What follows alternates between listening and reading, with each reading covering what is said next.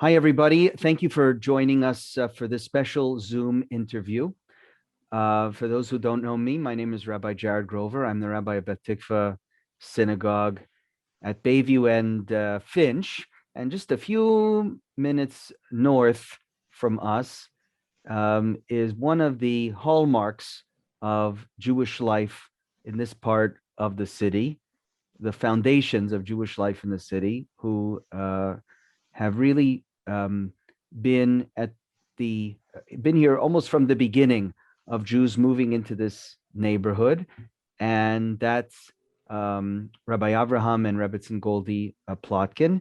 And I'm so pleased to have the opportunity today to get to interview Rabbi Plotkin on the occasion of his new book being published. It's called Seven Conversations with Jerry. Just to give you a little bit more information about Rabbi Plotkin, I'm going to read from the back of the book his biography. He is a graduate of Rabbinical College in New York and London, and he was sent with his wife Goldie as emissaries of the Lubavitcher Rebbe to Markham when it was a fledgling but fast-growing Jewish community. What year was that, Rabbi?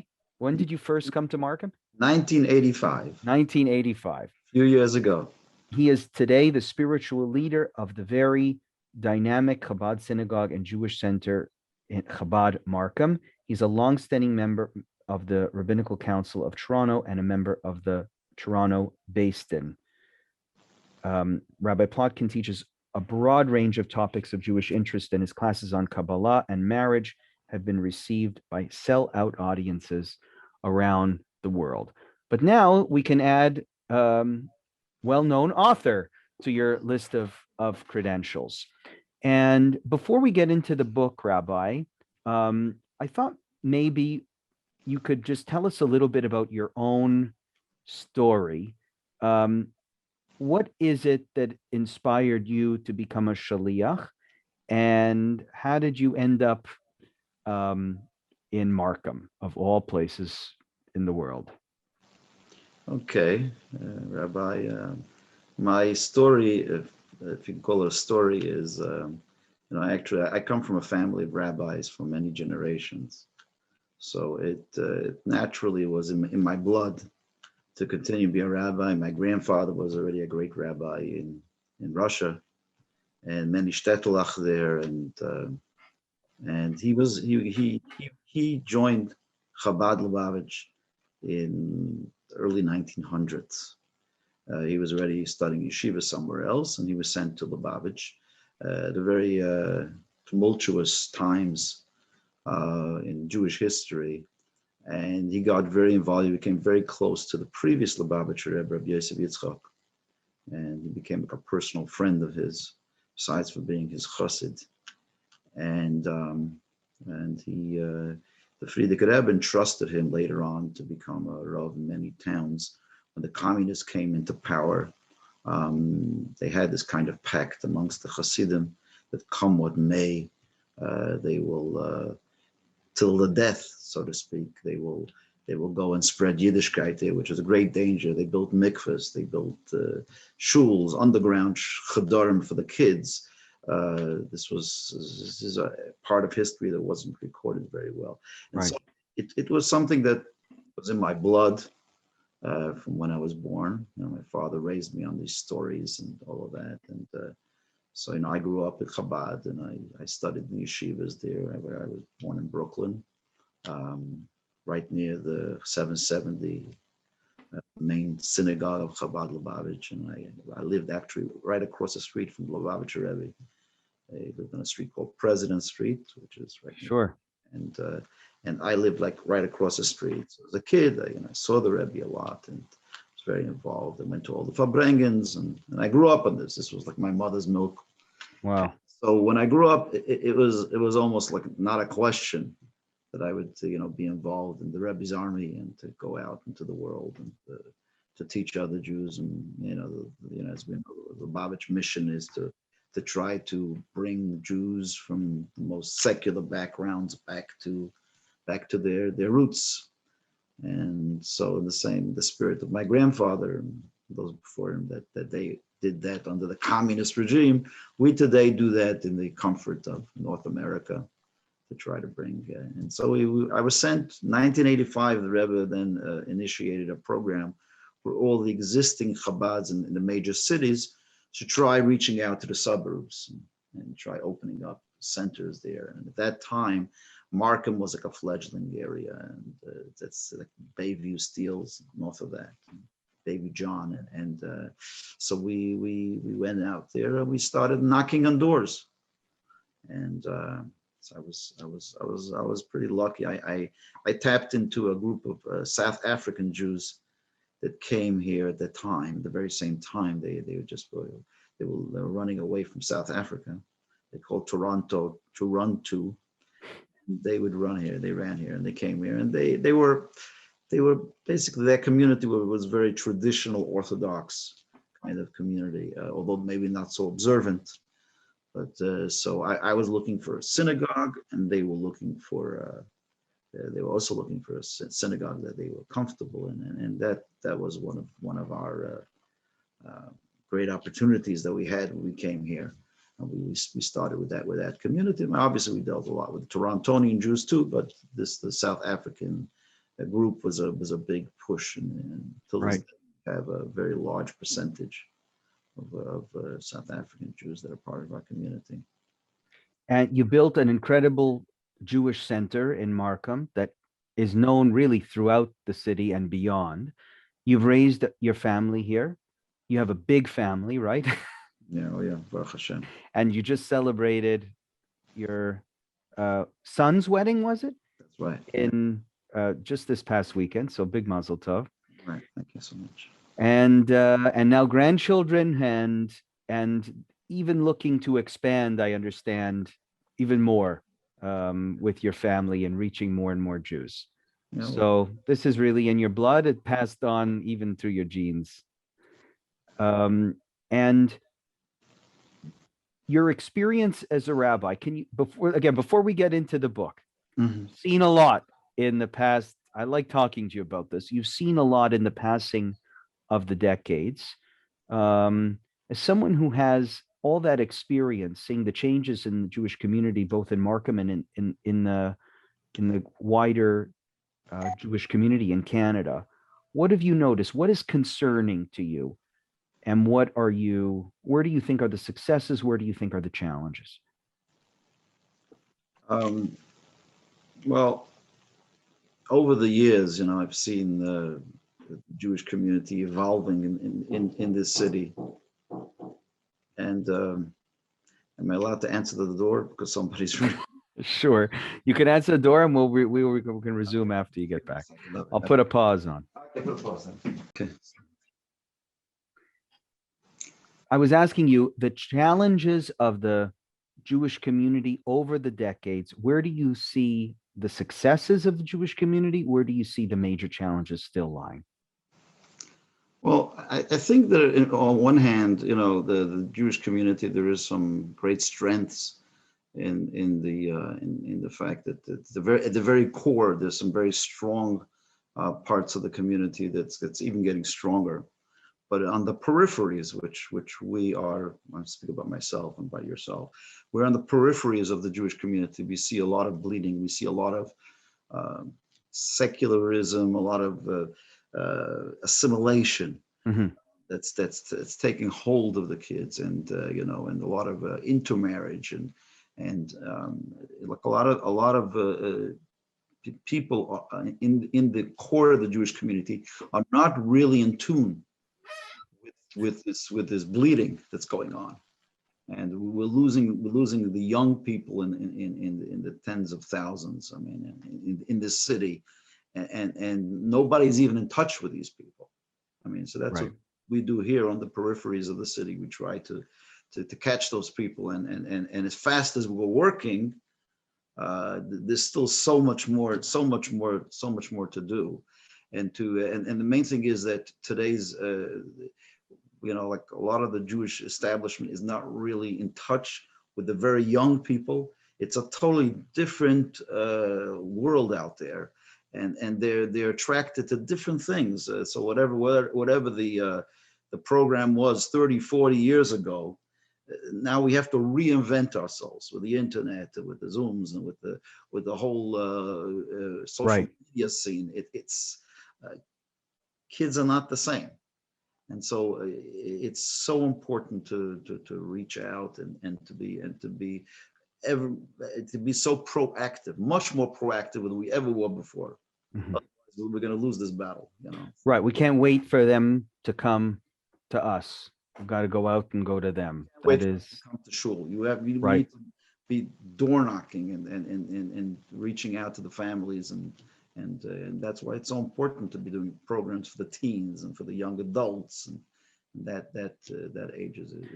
So this is what inspires a shaliach, right? The idea that there are flames out there waiting to be kindled. Right. And it's why I was surprised that in this book, you decided not to sort of address that problem on its head, what Judaism has to offer, but instead a topic that maybe some people will say it's sort of fringe, the soul, the afterlife. That's what Seven Conversations with Jerry is about. So can you give us the Coles Notes version of why you decided to write about this? Right. So although on the surface, the Seven Conversations with Jerry is a book that I wrote for bereavement and for people in shiva houses and for people that are experience a death in their life, but the ideas that I plant in the book are ideas I think that are really like not dead ideas, but living ideas. They're not talking so much about death or the afterlife, but it's only a time sometimes when it comes to death, you begin to appreciate what life is. Mm, When the book speaks about soul, uh, it talks about how we can reconnect to the souls of our parents and our grandparents or people or loved ones that we lost, but at the same time it also tells us the story that there is a soul, that we shouldn't judge people on the surface. We have to go deeper down, and when we go deeper down we find that there is a Jewish bond that every person has deep down, and that we can dig down and find that, and our job is to teach people that there is a soul, and it's not just a physical body that's important, and that the person that we know in this world plays an indispensable role in the mission of humanity and the mission of the Jewish people. So it teaches us not just how to die, but how to live. When we are alive, we have to realize that no one is an extra, that every single Jewish child and every single Jewish person is part of this ongoing story that we have. There are 600,000, Kabbalistically, 600,000 souls of the Jewish people. Today it's a few million, many millions of souls.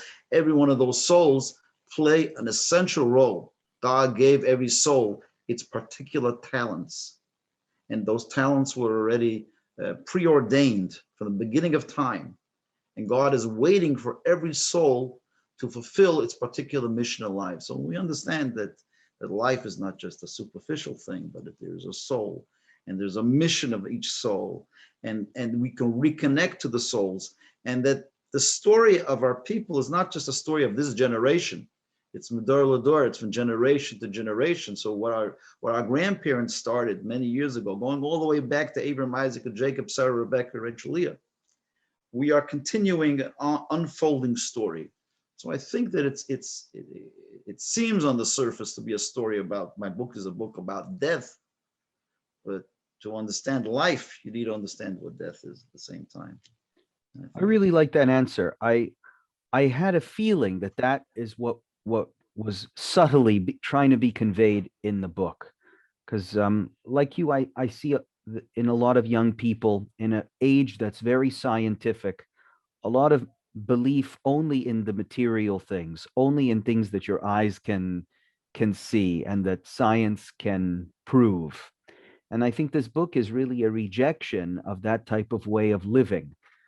Um, and that's not really something that's about death. That is also, as you say, about life. Trying to understand that there are things that you can't see, that are as real as something that you can touch with your hands right in front of you. And when you understand that, it's almost like a doorway into spirituality and into faith, into belief. Yeah, I saw, I visited, I'm sure you do too. I visited many Shiva houses, and there were many books that were written about, about what to do at a Shiva house. But people at a Shiva are sparked to think a little bit deeper as they want to reconnect to their loved ones, and they want to maintain that connection. So I saw that as a great opportunity to teach people that the body is not the only thing that counts, and people are waiting to hear this. They want to hear from the rabbi or from the people that come to visit them, the shiva house, to reassure them that the soul is not dead, that their loved ones are still with them, and their spirit continues, whether it's in the soul or whether within themselves and their DNA, and that there's a continuity. So these are the kind of points that people were waiting to hear. They're like dying to hear them Right, at the Shiva house. They want to hear something deeper. right.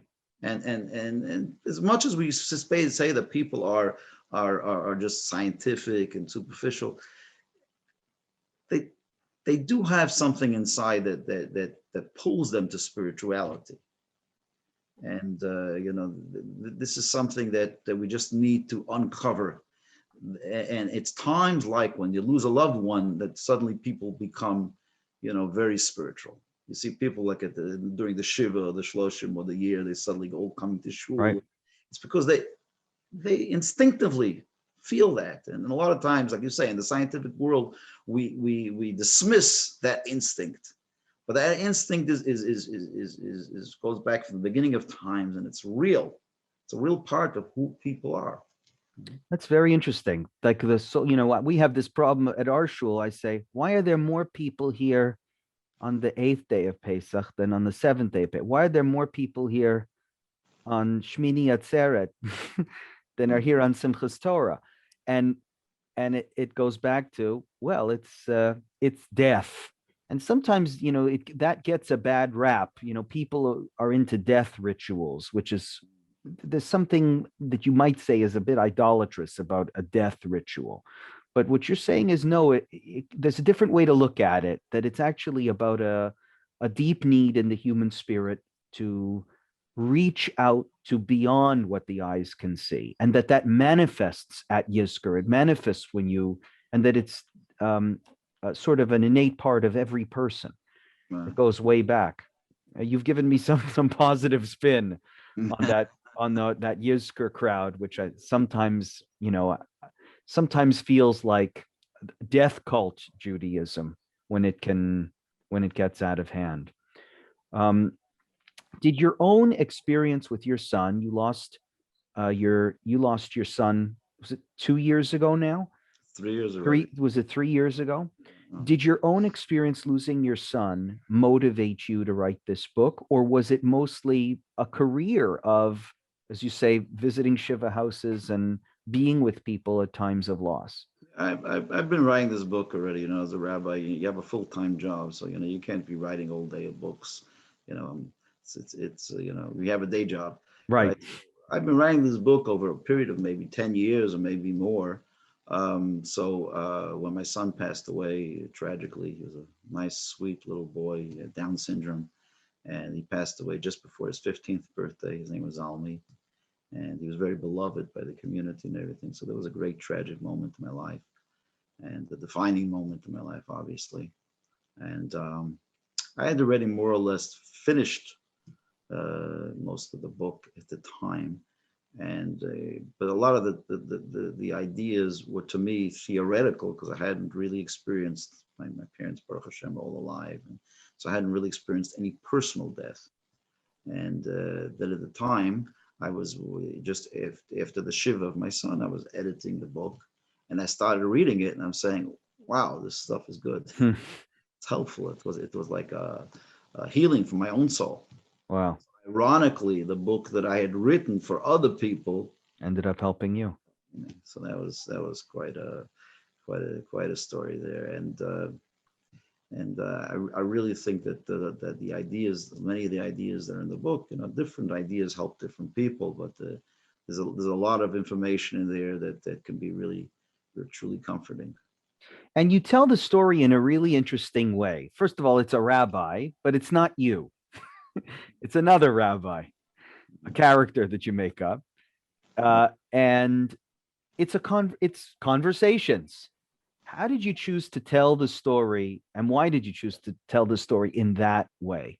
Both to not be the main character in the story, and also to tell it as a conversation instead of giving facts and teachings, which I think is a more classic way of explaining Jewish concepts. Well, initially I started writing the book, and I started writing it in its concepts. And then I was reading it myself, and I said, this is a little boring. Uh, it's overload of information, and people are just going to, read a few pages and that's it. So I decided that why not turn it into something much more readable, much more interesting, and to create this kind of discussion, which we have every day, between a rabbi and his congregant. And I turned it into the relationship between the congregant and his father. And if you read the book, you'll see that there's a bit of a struggle between the two of them. So tell us a bit about that. It's Yeah. Jerry loses his father, and the relationship was not good when he passed away. Right. So the father is a Holocaust survivor. As we all know, Holocaust survivors and their children, there's always all kinds of issues that are involved. And he gets into a little bit of a scuffle with his son before he passes away. And then before he dies, he turns to the father, Moshe. He turns to the rabbi and says, "Rabbi, I need you to reconcile." And unfortunately, the father dies. He doesn't have time to reconcile the two of them while they're alive. So he starts doing that posthumously. And so he talks to Jerry, and Jerry has a lot of baggage and a lot of issues that he has to deal with. So the rabbi tries to redirect Jerry from a spiritual point of view. And Jerry is a materialistic guy. He's a successful businessman, and the last thing he's interested is in spirituality. But the rabbi introduces him in a very gentle way. In the first chapter, he introduces the concept of a soul to him. And the next chapter, he speaks to him about the personality of the soul and about how that continues to live on. Then he teaches him about heaven and hell. Then he teaches him about the purpose of suffering. Then in another chapter, he has a discussion with him about how do we reconnect with a dead soul. Then in the next chapter, he speaks about what we can do to help the soul in its journey to heaven. And in the final chapter, he speaks about making a living legacy here down on earth.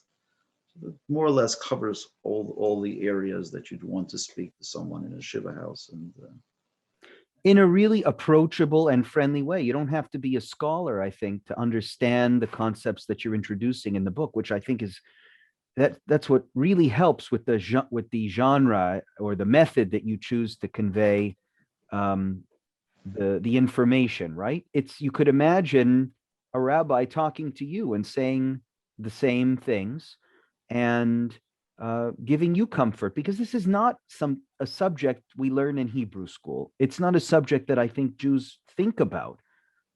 Tends to be, death is pasnish. We don't talk about it. Hashem wants us to live our lives, focus on mitzvot, and that's it. And we worry about the afterlife. We don't worry about the afterlife. And so it's a scary subject for a lot of people that I think you make very approachable in the book by the way you chose to tell it. thank you very much, and hopefully we'll inspire a few people to increase in their Jewishness and their connection to their parents and to their grandparents, and to understand that it's all part of a bigger picture. I have in the last chapter over there about sort of a concept of all of life being like a play, and Right. every generation is like another scene, another scene of the play. And some people get longer parts, some people get shorter parts, but it's all part of an unfolding play. And every generation is another scene. And what happens to the actors of the past? That they don't disappear from the scene; they're still there. They just go to backstage. Right. That's what heaven is, and they're cheering us on. And our belief is that the story is continuing to unfold from generation to generation. And at the very end, all the generations will return back to the stage to take a bow, almost like the actors do at the end of the play.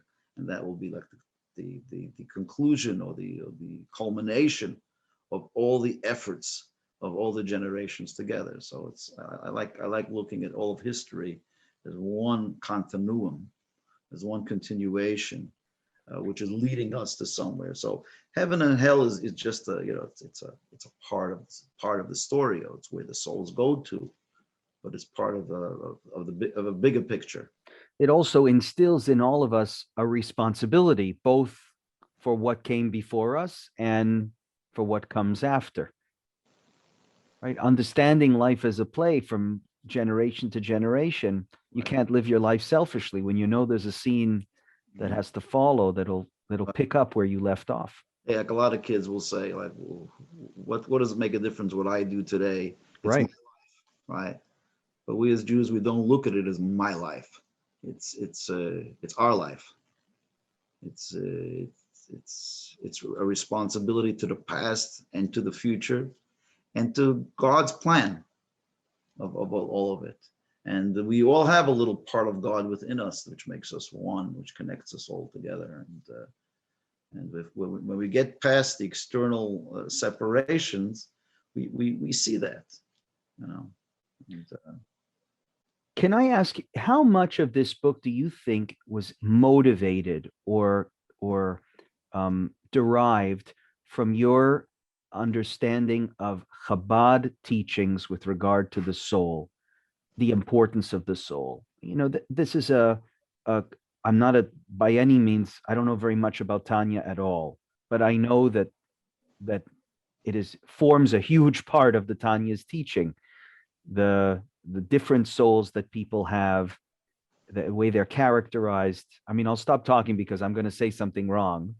But no, what can you say about how it's maybe that was a foundation for this book? it's very correct, and like a lot of the ideology of Chabad is based on the teachings of Rabbi Shneur Zalman Liadi, the first Chabad Rebbe, and which was passed down from one Rebbe to the next, to the seventh Rebbe, Menachem Mendel Schneerson, who sort of made a whole program out of this concept of the belief that every Jew has a soul, and each soul has a personality, and each soul has a goal, and there's a greater goal and a greater picture, like I said before, and that no Jew, no soul is indispensable. No Jew is replaceable. So that's really, you're saying that the Lubavitcher Rebbe, that his whole program was based on the idea of the soul's importance. I've never seen Chabad framed in that way before. Yeah, I think it's definitely that. Yeah.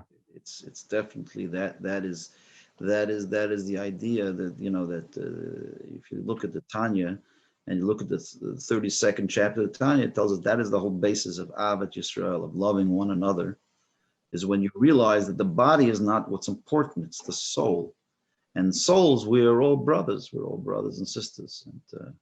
And so if we can strip away the externals that separate us, and we focus on who we really are, the soul of the matter, then we shouldn't have such a hard time of getting on with each other, because then you can love your fellow like yourself, because they really are yourself. They're part of yourself. We have there's a physical DNA and there's a spiritual DNA. Right.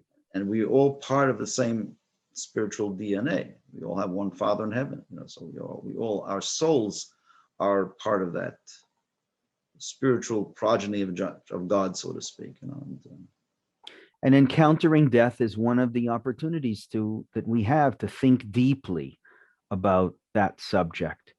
Whereas, day to day, sometimes we carry ourselves about only thinking of the material, and we can make use of those moments, if it's possible to say that way, make use of those moments of death that that hit our friends or hit our life, God forbid, but use them at least as opportunities to learn.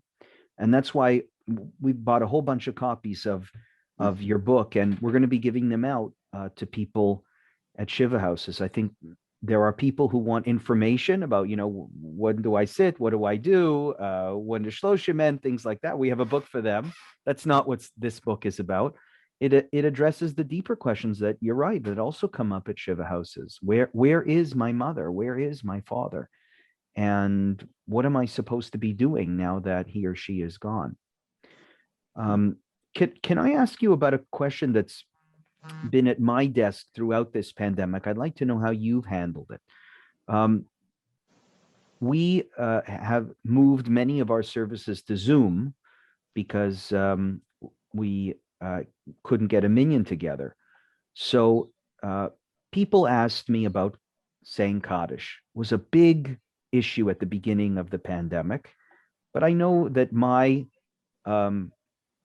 reluctance, refusal to allow the saying of Kaddish without a physical minyan being present is a sore spot for some of our congregants. Some of our congregants were upset with me that I didn't allow Kaddish to be said with a Zoom minyan. Right. It's amazing to me how intense people are about saying Kaddish. How did you handle this in your own community, the intensity of the need that Kaddish be said, and being unable to get a minyan together? I'm assuming you also are not allowing Kaddish to be said on Zoom. But how do you handle people's disappointment and guilt when they respond?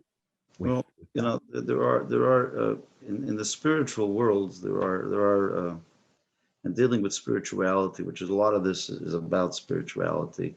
There are certain protocols, certain there are different things that elicit different responses. So, like, we do different things down here that sort of connect to the soul in certain ways, and it's not something like we can make up as we go.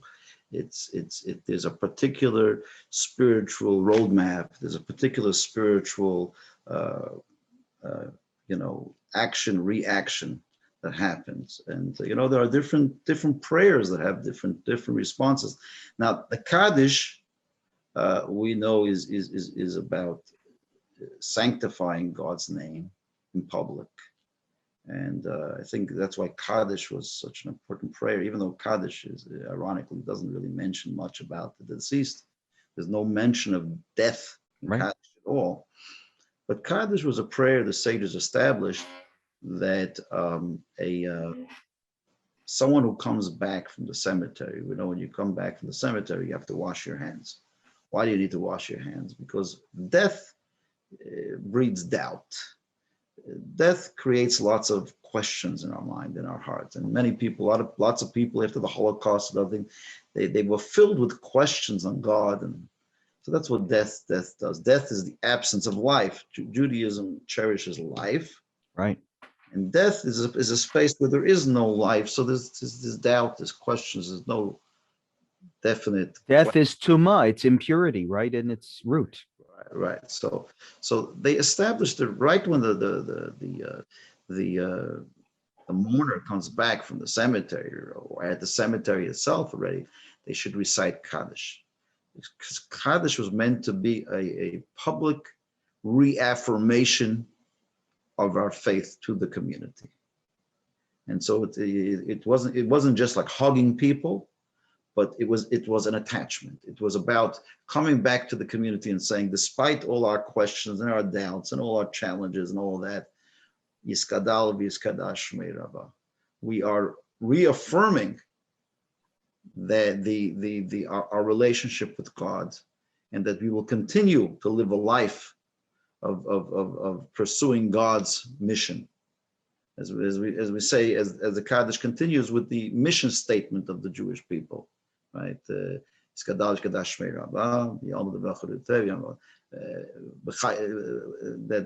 we will continue to glorify and sanctify God's name in this world. That's our mission as Jews, to make a good name for God in this world. Yeah. So Kaddish was meant to be a prayer, not a private prayer, but a communal reaffirmation with other people. So the question is Zoom a community or not? I'm not going to get into all those questions, but it was meant to be in person with the other people, to come back and say to the community, we are continuing in our parents' ways. We are continuing to make a Kiddush Hashem. Right. Kiddush Hashem is in front of 10 people. That's where you make a Kiddush v'nikdashti b'soich b'nei Yisrael. You should sanctify God's name. So, like I say, it's not just a prayer of remembering a parent. That's not primarily what a Kaddish is. Kaddish is a statement to the community that we are back. Despite what we went through, we're washing our hands from the death, from the tumah, and we're reconnecting again. And as we know, as you know very well, that for many people over the years, that opportunity to come to shul afterwards is invigorating. It's great for the soul of the departed. It's great for the soul of the person that's saying the Kaddish. But it's primarily, I said, a sense of community. Right. Reestablishing community, and that's why Kaddish is so important to be said in front of the 10 people. Now, you could definitely listen to it on Zoom, and I'm not going to get into all the halachic aspects of that particular thing, but the people that are asking to say Kaddish have to understand what the purpose of Kaddish is. So, but isn't the Kaddish also designed? I mean, you write about this in your book. There is some usefulness to the soul with Kaddish, right?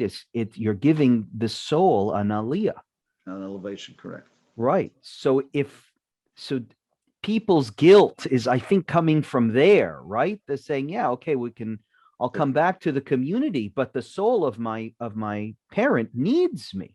Right. They feel like they're being stranded. So you can say you can daven for them. There's other things you can also do for the souls of the departed. You can say Shema, you can say Shema Esrei, you can. Right. To me, that's what's been difficult with people, is to convey that Kaddish is not the only thing that you can do. All right. Of things that you possibly can do. Exactly. And in fact, many people they put so much emphasis on Kaddish, they forget, hey, there's actual mitzvot in the Torah that you can do, and Kaddish isn't one of them. There's actual mitzvot in the Torah that you can do in honor of your deceased loved one. So in my book, I speak a lot about that, about doing mitzvahs for the loved ones.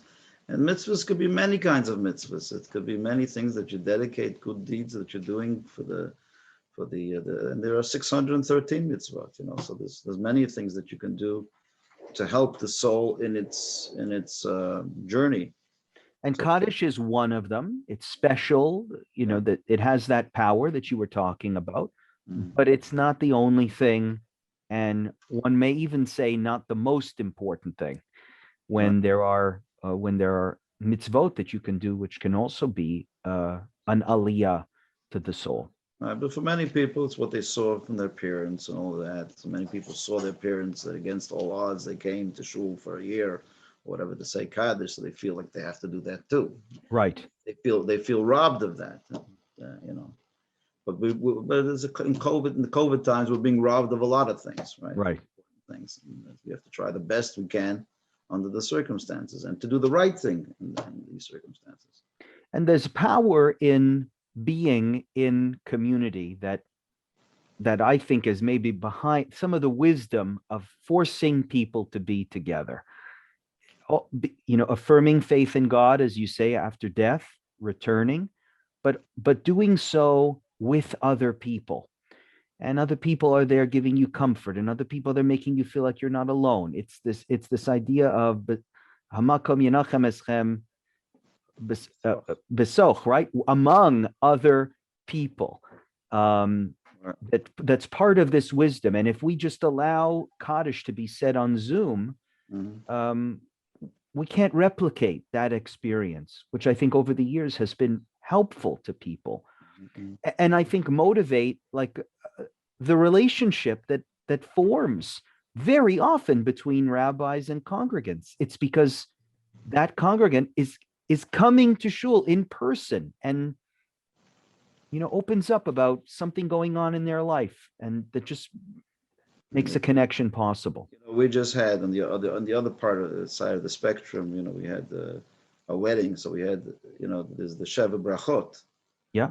Also 7 days with the bride and the groom. They get to share their simcha for 7 days after the wedding. It's customary to have a meal, every day, Right. 7 days.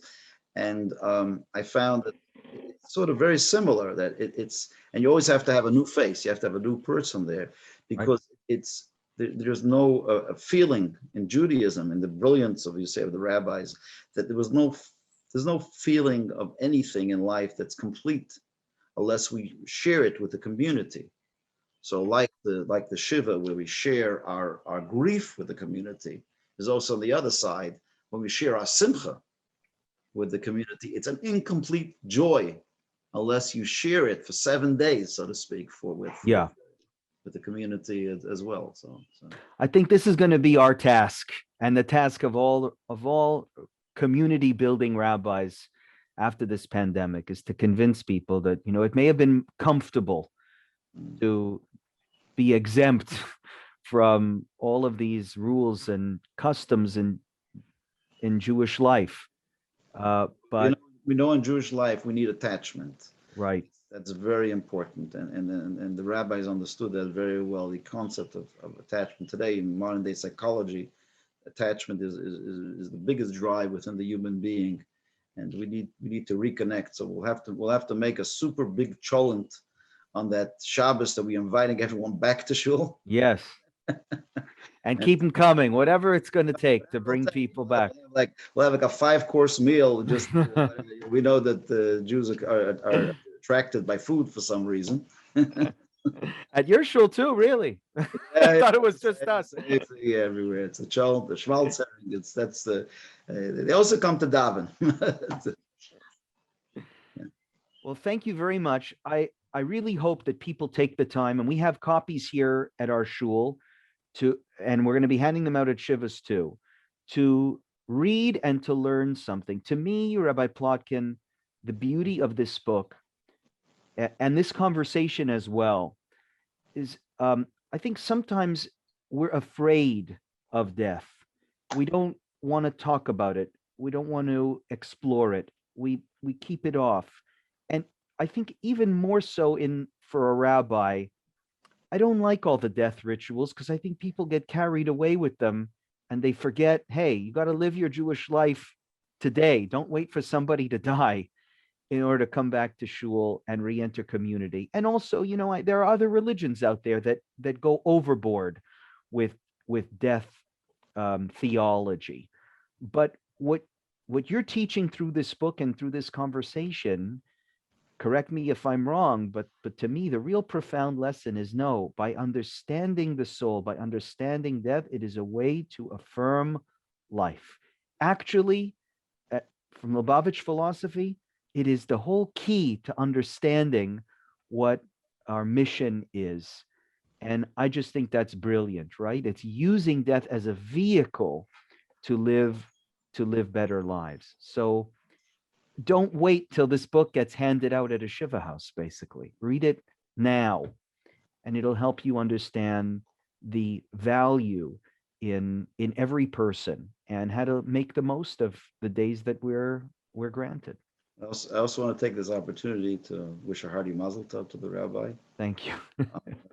Birth of a baby boy, and that's on the other end of the continuum. The other end, is a child coming into this world, right? Right. We believe this, the soul departs the world. When the soul arrives, they already come, and have a lot in the book about it. About there's already a whole personality there from the day a baby comes into the world. They're already instructed with their mission, with their goals of life, and so please God, may your little soul change the world for the good. Thank you. I hope so. You know, it was, to tell you the truth, we were debating whether to have another child or not. But my wife, as you know, studies with Goldie, and I don't know if it was Goldie or somebody else, but I think it was Goldie who handed her a letter of Lubavitcher Rebbe to a family who had the same question. You know, it's so expensive to have children, and we're struggling as it is. And the Rebbe wrote to that person, and that reading that letter was like being spoken to directly about what we should be prioritizing in life, and the belief that every soul, as you said, every soul has a sacred mission, and it's our job to bring it out into the world. And that's what having children is, right? A child is just another chance for that play that you talk about to um, to become more engaging, to fulfill what it's meant to fulfill. You can't have a play without actors. Right, right. You just brought in the main actor into this world, and it's a, please God, you should be healthy and well, Thank you. and continue to perpetuate the family legacy. Thank you. And I hope you also only have joyful occasions in your family to celebrate. Amen. And I thank you for taking the time to talk to me today, and also for the wisdom that you have now made public with the publishing of this book. I really think that it is it should be on every Jewish bookshelf. Um, to to be motivated, it is a life affirming exploration of death, which seems like it doesn't work together, but it actually works perfectly. So thank you very much. Our pleasure.